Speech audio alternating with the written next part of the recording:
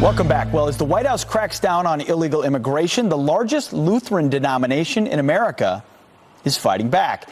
The Evangelical Lutheran Church in America voting to become the nation's first, get this, sanctuary church body, pledging to shelter illegals and fight deportation cases.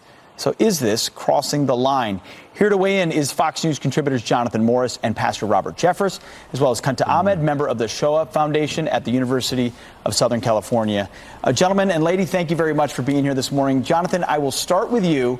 We hear about sanctuary cities, sanctuary states, the idea of a sanctuary church on this issue. I can hear in your voice that you're so excited about the idea, Pete. I am. We do want our churches to be places of absolute compassion. And in my opinion, we don't want them to be checking people's passports as they come in for emergency aid or need of some sort. That said, we don't want to create a place in which the rule of law is not respected. That's not good for the nation. It's not even good for the immigrant who is looking for help, to suggest to them that somehow there's one place where you have to follow the law and another place that you don't. That's a fair point. Pastor Jeffress, before I get to you, let me read the statement from the Evangelical Lutheran Church in America. They say the ELCA is publicly declaring that walking alongside immigrants and refugees is a matter of faith. Being a sanctuary denomination may mean providing space for people to live, providing financial and legal support to those who are working through the immigration system. But Pastor, answer that question that Jonathan just raised. I mean, we're not talking about souls here. I mean, we want to reach every soul. We're talking about the rule of law.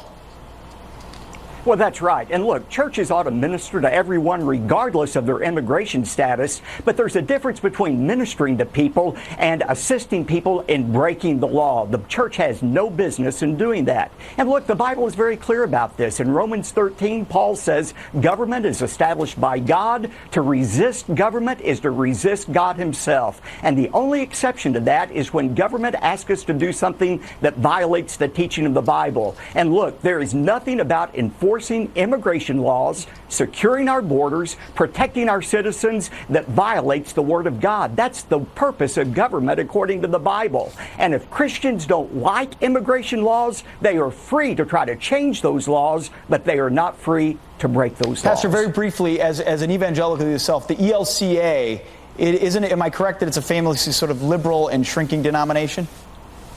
That's absolutely right. And this is a mainline denomination that is shrinking in numbers. And look, again, we have to go to the Word of God to get our guidance as Christians as to what we do. And the Bible is clear about this. Mm-hmm. This denomination is absolutely wrong in encouraging people to break the law. Dr. Ahmed, how would Islam look at this? How would a mosque treat this particular situation as far as the rule of law?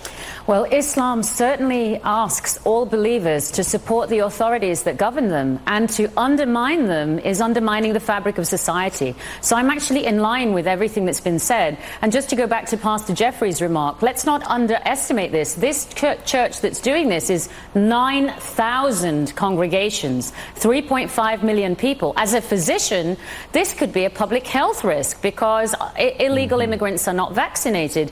I do not support the undermining of American immigration policy. We as a nation have one of the most generous immigration policies in the world. Right. 1 million people migrate here legally every year, and that has continued for decades. So it's a lightning rod provocation.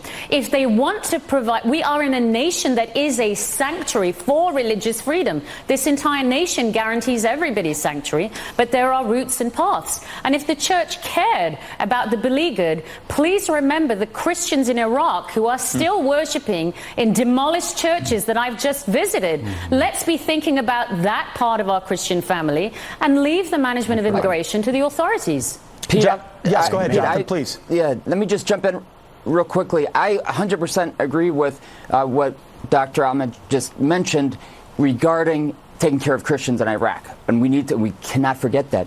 I don't think, though, we want our churches, as I mentioned at the beginning, to be part of enforcement of immigration law. That's right. The churches should be a place where people are taken care of with, as Dr. Jeffress also mentioned, without any distinction whatsoever of their immigration status, but not without creating this second state over here. This is sanctuary where we disrespect the law. It almost feels like if you're providing sanctuary, then you're emphasizing your immigration status and proactively attempting to shield someone from the law. Pete, Fair there's enough. something that has to be brought out here. There is no such thing as a sanctuary church that is off limits to ICE officials. ICE officials can come anywhere into any church and arrest people. The whole idea is imaginary. The only reason ICE doesn't do that is because they choose right now not to do it. But they're certainly free to do that. And Pete, Real quick, go ahead. Pete, to support Pastor Jeffries, that's true of mosques and synagogues. We do not want to put immigration officials into this precarious, very sensitive place where they're going to have to go in and have these confrontations in order to safeguard the whole nation. Jonathan, Pastor Jeffers, Dr. Ahmed, thank you very much for joining us this morning and your perspective. We appreciate it. Thank you, guys.